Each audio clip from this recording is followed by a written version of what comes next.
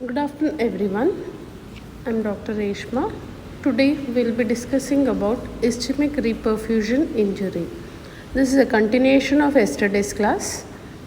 In yesterday's class, we have seen about cell injury and cell injury that may be reversible, irreversible, and pathogenesis of hypoxic cell injury. Ischemic reperfusion injury and free radical mediated cell injury, depending upon the duration of ischemia, hypoxia, restoration of blood flow, may result in three following different consequences. It means that following ischemia, there are three different consequences a cell undergoes. First one, from ischemia to reversible cell injury. Second one, from ischemia to irreversible injury. Third, from ischemia to reperfusion injury. We'll discuss one by one. First one, from ischemia to reversible injury. When the period of ischemia is for shorter duration, reperfusion with resupply of oxygen restores the structural and functional state of injured cell, and this leads to reversibility of cell function. It means then when a cell undergoes ischemia, ischemic cell injury, after restoration of blood supply or oxygen supply, it will restore its functional and metabolic activity of cell. Second, ischemia to reperfusion injury. In this, when a ischemia is for longer duration, rather than restoration of structure and function of cell, reperfusion paradoxically deteriorates the already injured cell. This is termed as ischemic reperfusion injury. In simpler term, when ischemia is for longer duration, after reperfusion, rather than restoration of functional activity of cell, there will be deterioration of the injured cell, and this is known as ischemic reperfusion injury. Third one, from ischemia to irreversible injury. A longer period of ischemia may produce irreversible cell injury that neither a blood flow restoration is helpful nor a reperfusion injury can develop. Cell death in such cases is not attributed to formation of activated oxygen species, but instead on reperfusion there is further marked intracellular excess of sodium, calcium ion due to persistent cell membrane damage. The underlying mechanism of reperfusion injury and free radical mediated injury is complex, but following three main components are involved in it. One is calcium overload of the cell, second one is generation of reactive oxygen free radicals, that is superoxide, hydrogen peroxide, hydroxyl radical, and third one is inflammatory reaction to the injury. I repeat, you should know about ischemic reperfusion injury. Whenever there is ischemia, there are three consequences. First one, from ischemia to reversible injury. When ischemia is short duration, upon reperfusion or resupply of oxygen, cell restores a complete structural and functional state of the injured cell. Next one is when ischemia is for longer duration. Upon restoration of oxygen supply, there will be no functional restoration of the cell. Rather than there will be deterioration of the cell injury due to free radicals. Third one is from ischemia to irreversible injury. Longer period of ischemia may produce irreversible cell injury that neither a blood flow restoration is helpful nor a reperfusion injury can develop. In reperfusion injury, there are three mechanisms which causes a cell damage. One is by calcium overload, second one is generation of free radicals. These free radicals are nothing but these are very unstable molecule which has got excess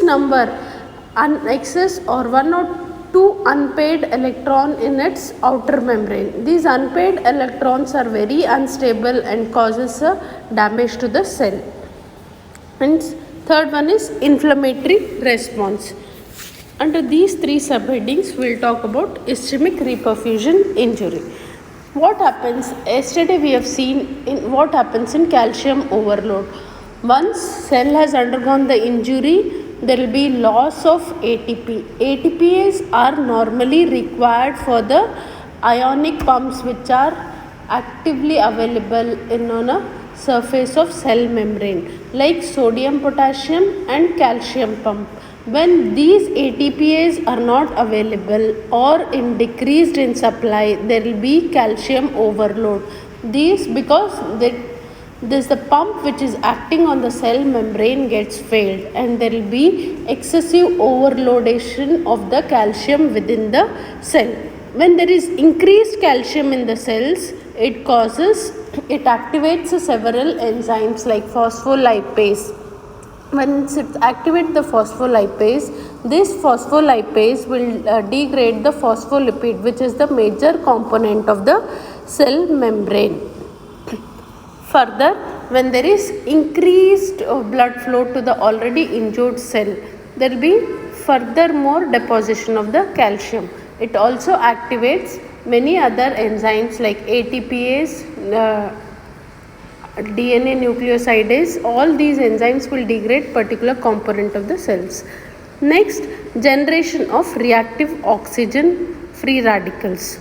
Although we know that oxygen is a lifeline of all the cells and tissue, its molecular forms a reactive oxygen radical or reactive oxygen species that can be most devastating for the cell. Oxygen is very helpful for the cells to carry out a metabolic function. These oxygen free radicals are nothing but these are very unstable molecule because it has got one unpaired electron molecule in its outer shell. These unpaired molecules, they are very unstable and causes a damage to the tissue. The mechanism of oxygen free radical generation. Normally, metabolism of cell involves generation of ATP by oxidative process in which biradical oxygen combines with hydrogen atom. In this process, it forms a water molecule. Three immediate molecules of partially reduced species of oxygen are generated depending upon the number of electron transport. First, superoxide oxygen, which has 1 electron, hydrogen peroxide, which has 2 electrons, hydroxyl radical, which has 3 electrons. These are generated from enzymatic and non-enzymatic reactions. Now we will talk about generation of these free radicals. First, superoxide ion. It is generated directly from auto-oxidation of oxygen during mitochondrial electron transport reaction. Enzymatically, second one, by enzymatically xanthine oxidase and cytochrome P450 in mitochondria or cytosol. These superoxides so formed is catabolized to hydrogen peroxide by superoxide dismutase. This reaction of O2 to H2O formation involves 4 electron donation in 4 steps, involving transfer of 1 electron at each step. In brief, the superoxide is generated by 2 mechanisms. One is auto-oxidation of oxygen during mitochondrial electron transport reaction. Second one is by xanthine oxidase and cytochrome P450, which takes place in mitochondria or cytosol. What happens? This forms superoxide ion, which will get, these are very unstable. It will catabolize to hydrogen peroxide in presence of enzyme superoxide dismutase. In this reaction, what happens is there is sequence of transfer of 1 electron in each step. This is a diagrammatic representation of generation of free radicals. In brief, we have seen about superoxide generation. I have spoken about it. Superoxides are formed by two mechanisms. First one is by auto-oxidation. Second is by enzymatic in presence of enzyme xanthine oxidase and cytochrome P45. There will be transfer of one electron from outermost shell and it forms a superoxide in mitochondria and cytoplasm. This forms superoxide ion in presence of superoxide dismutase. It forms a hydrogen peroxide. This hydrogen peroxide will get converted to hydroxyl radical in presence of enzyme catalase and glutathione reductase. In this process, 3 electrons are transferred and this hydrogen peroxide will get converted into hydroxyl ion by in Fenton reaction. And this form hydroxyl radical will form a water and this water will radiolysis to form a hydroxyl radical. This is about the generation of free radicals.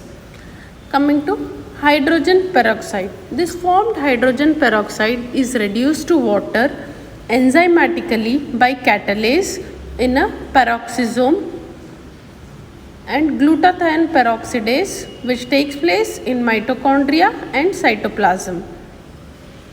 Next, generation of hydroxy radical. This hydroxy radical is formed by two ways in biological process. First one is radiolysis of water and second one by hydrogen peroxide reacts with ferrous ion and the later process is termed as Fenton's reaction.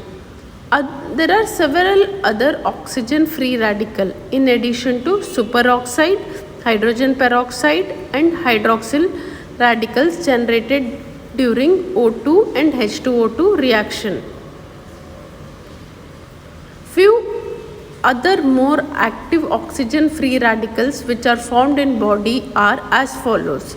Release of superoxide free radical in Fenton reaction. Nitric oxide. Nitric oxide is a chemical mediator generated by various cells in a body. One is endothelial cells, neuron cells, macrophages, which combines with the superoxide and form a peroxynitrate, which is a potent free radical. What in brief it is explaining that this nitric oxide is formed by endothelial cells, neuron cells and macrophages. When this liberates a nitric oxide, it combines with the superoxide ion. Superoxide ion, when it combines with the superoxide ion, it forms a peroxynitrate, which is a potent free radical. Next one is halide reagent, chlorine or a chloride, which is released in the leukocyte, reacts with a superoxide and form a hypochlorous acid, which is cytotoxic free radical. Fourth one, there are many exogenous sources of free radicals. Environmental agents like tobacco, industrial pollutants, cytotoxicity of oxygen free radicals. Free radicals are formed in a physiological as well as pathological process. The net effect of free radical injury in physiological and disease state depends upon rate of free radical formation and rate of elimination. If these free radicals are not eliminated or degraded, then free radicals are highly destructive to the cell since they have free electron residue that binds to all the molecules of cell, and this is termed as oxidative stress. Out of various free radical, hydroxy radical is the most reactive species. This hydroxyl radical, what it does is it damages a cell by lipid peroxidation, protein oxidation, DNA damage and cytoskeletal damage. We'll talk about this one by one. Now, in brief, free radicals are nothing but superoxide ion, hydrogen peroxide, hydroxyl ion, peroxynitrate, halide reagents, and out of all this, hydroxide ion is very notorious. These free radicals, generally in normal cell what happens is these free radicals are generated and eliminated, or it is eliminated. Once the production is more and elimination or destruction is reduced, there will be in a body superoxide levels will increase, and these superoxides are very unstable molecule which have free radicals in outer membrane, and these free radicals combine with the other molecules of the cell and destroy the cells. Free radical may produce a membrane damage by following mechanism. First one is lipid peroxidation. Polyunsaturated fatty acids of the membrane are attached repeatedly and several by oxygen derived free radical to yield highly destructive polyunsaturated fatty acid radicals like lipid hydroperoxy radical and lipid hypoperoxidase. This reaction is termed as lipid peroxidation. These lipid peroxidase are decomposed by transition metals such as iron. Lipid peroxidation is propagated to other sites, causing widespread of membrane damage and destruction of organelles. Second, oxidation of proteins. Oxygen derived free radical causes cell injury by oxidation of proteins, macromolecule of the cell, cross linkage of labile amino acid, as well as by fragmentation of polypeptide directly. End result is degradation of cytosolic neutral protease, and which leads to cell destruction. Third one, DNA damage. DNA damage by free radical. Free radical causes breakage in single strands of nuclear and mitochondrial DNA. This results in cell injury. It may also cause malignant transformation of cell. Fourth mechanism, cytoskeletal damage. In cytoskeletal damage, what happens is reactive oxygen species, it will interact with cytoskeletal elements and interferes in mitochondrial aerobic phosphorylation and thus causes ATP depletion. These are the four mechanisms how free radical causes a damage to cell. One is lipid peroxidation, second one is oxidation of proteins, third one DNA damage, and cytoskeletal damage. Conditions. Now you should know about conditions with free radical injury. Oxygen derived free radicals have known to play an important role in many forms of cell injury. First one, ischemic reperfusion injury, ionizing radiation by causing radiolysis of water, chemical toxicity, chemical carcinogenesis, hyperoxia, cellular aging, killing of microbial agents, inflammatory damage, destruction of tumor cells, atherosclerosis. These are the various forms of cell injury caused by free radicals. Now you should know something about antioxidants. Antioxidants are it may be endogenous or exogenous substance which inactivates the free radicals. These substances include vitamin E, A, C, sulfhydryl containing compounds such as cysteine, glutathione, and serum proteins like ceruloplasmin and transferrin. These antioxidants, these are very good for health because it reduces the free radical damage to the cells, and few examples are vitamin EAC, serum ceruloplasmin, transferrin, and sulfhydryl containing compounds. Next, third mechanism is subsequent inflammatory reaction. Ischemic reperfusion events is followed by inflammatory reaction. Incoming activated neutrophil utilizes oxygen quickly and release lot of oxygen free radicals. Ischemia is also associated with accumulation of precursors of ATP, namely ADP and pyruvate, which further builds up and generates a free radical.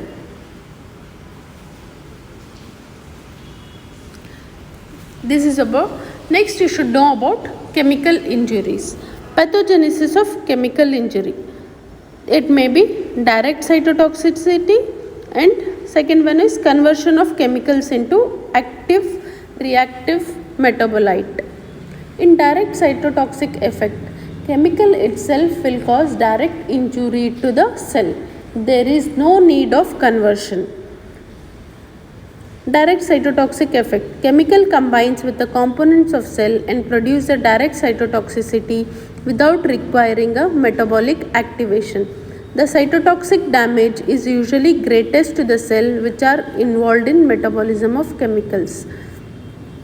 Example, in mercury chloride poisoning, greatest damage occurs to the cell of alimentary tract which is absorbed and kidney where it is excreted.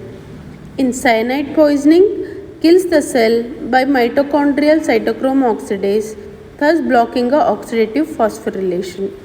Other examples are chemotherapeutic agents used in treatment of cancer, toxic heavy metals such as mercury, lead, iron. Second, conversion to reactive toxic metabolites. This mechanism involves metabolic activation to yield a toxin. This yielded toxin interacts with the target cells. Target cell in this group of chemicals may not be a same cell that metabolizes the toxin.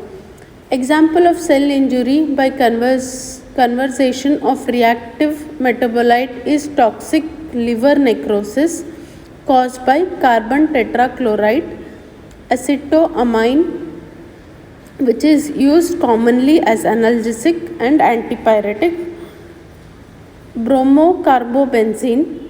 Cell injury by CCl4 is a classic example of industrial toxin which was earlier used in dry clean industry that produces a cell injury by conversion to the highly toxic free radical CCl3 in the body and drug metabolizing P450 enzymes in a liver. Thus, it produces a profound liver cell injury by free radical generation. Other mechanism of cell injury includes direct toxic effect on a cell membrane and nucleus. Next, we'll talk about pathogenesis of physical injury. In physical injury, injury by change in atmospheric pressure, which is also known as decompression sickness. Radiation injury. Accident or therapeutic exposure is important in treatment of person with malignant tumors as well as many may have carcinogenic influence. Killing of cell by ionizing radiation is the result of direct formation of hydroxyl radical from radiolysis of water. These hydroxy radical damages cell membrane as well as interact with DNA of the target cells. In proliferating cells, they inhibit DNA replication and eventually causes cell death by apoptosis. Example is epithelial cells. What happens in non-proliferating cell? There is no effect on inhibition of DNA synthesis, and in these cells there is membrane damage followed by cell death by necrosis. It is seen in neurons. This is the photograph of ionizing radiation. H2O2 will undergo radiolysis and forms a hydroxyl ion, which is a free radical. In proliferating cells, it causes DNA damage and genetic damage, which causes a further mutation. And second mechanism is by inhibition of DNA replication, which leads to apoptosis. In non-proliferating cells, there will be lipid peroxidation. in lipid peroxidation will leads to cell membrane damage and necrosis. These all are the mechanism of cell injury. After knowing about the mechanism, various mechanisms of cell injury, one is ischemic hypoxic injury, next reperfusion injury, physical injury, chemical injury, ionizing injury. After dealing with all these injury, now you should know about the morphology of cell injury. Depending upon the severity of cell injury, degree of damage and residual effects on the cells and tissue are variable. In general, morphological changes in various form of cell injury can be classified. This is the table showing a classification of morphological forms of cell injury. Here there are various mechanisms of cell injury and what are the nomenclature used. In reversible cell injury, it is also known, it shows a retrogressive change. In irreversible cell injury, there will be cell death by necrosis. Programmed cell death, it is also known as apoptosis. Residual effects of cell injury, there will be subcellular alteration like myelin figure deposition and amorphous calcium deposition in the mitochondria. Deranged cell metabolism like intracellular accumulation of lipid, protein, carbohydrate after effects of necrosis, which leads to gangrene formation, pathological calcification. These are the various morphological forms of cell injury. Coming to morphology of reversible cell injury. In morphology of reversible cell injury, cell undergoes various changes such as hydropic change, fatty change, hyaline change, mucoid change. Hydropic change is also known as cloudy swelling or vacuolar degeneration. It is the first change which undergoes by the cell. Hydropic change means accumulation of water within the cytoplasm of cells. Other synonyms which are used are cloudy swelling for gross appearance of the affected organs, vacuolar degeneration due to cytoplasmic vacuolation. Coming to etiology. This is the commonest and earliest form of cell injury for almost all causes. The commonest cause include acute and subacute cell injury from various etiological agents such as bacterial toxins, chemicals, poison, burns, high fever, intravenous administration of hypertonic glucose or a saline. Pathogenesis. Cloudy swelling results from impaired regulation of sodium and potassium at the level of cell membrane. This results in intracellular accumulation of sodium and escape of potassium. This in turn leads to rapid flow of water into the cell and maintain isoosmotic condition, and hence cellular swelling occurs. In addition, influx of calcium too occurs. Hydropic swelling is entirely reversible upon removal of injurious agents to the cell. Now you should know morphological feature. Grossly, the affected organs such as kidney, liver, pancreas or heart muscle is enlarged due to swelling. Cut surface which bulges outward and is slightly opaque. Microscopically, it is characterized by following features. Cells are swollen and microvascular is compressed. Small clear vacuoles are seen in the cells, hence the term vacuolar degeneration, and these vacuole represents distended cistern of endoplasmic reticulum. Small cytoplasmic blebs may be seen and nucleus appears pale. These are the four characteristic features of the hydropic changes. Grossly, affected organ enlarges, it might be any organ, and on microscopy you'll see cells will appear swollen and microvascular will get compressed, and you'll see clear vacuoles within the cells and cytoplasmic blebbing. Nucleus will be pale. These are the photomicrograph showing a hydropic change. Here you can see it is a photomicrograph of kidney showing glomerulus and the tubules which has undergone hydropic change. Tubules are swollen and distended and microvasculatures are compressed, and within the tubules here you can see clear vacuoles.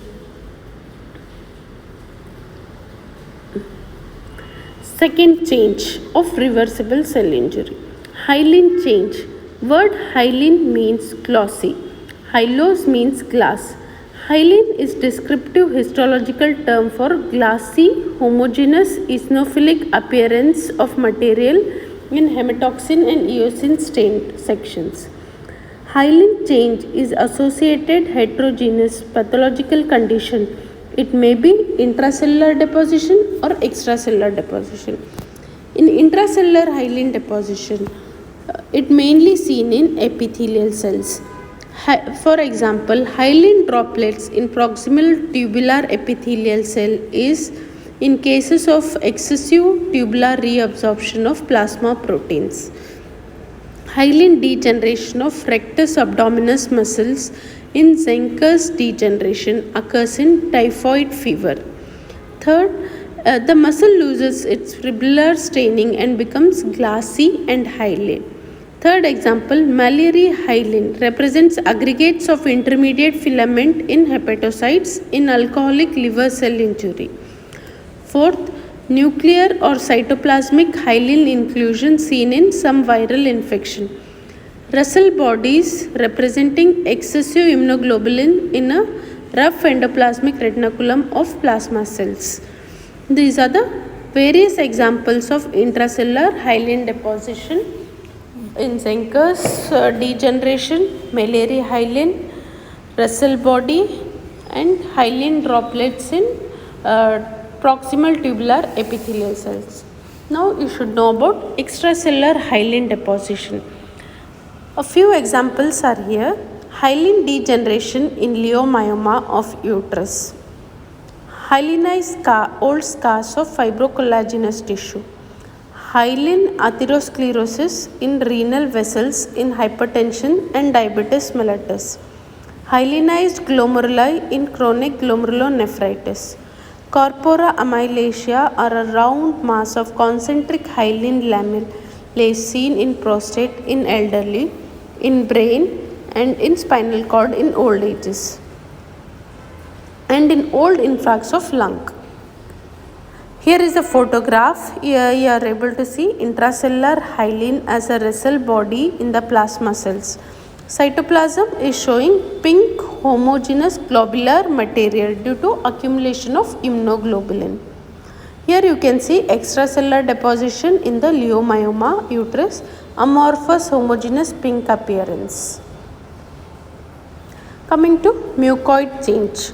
Mucus secreted by mucus gland is combination of protein complexed with mucopolysaccharides. Mucin is a glycoprotein, is its chief constituent.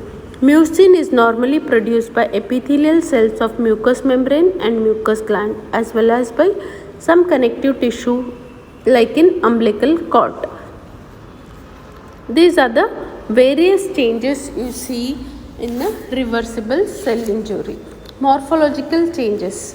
First one is hydropic change, second one is hyaline change, and third one is mucoid change.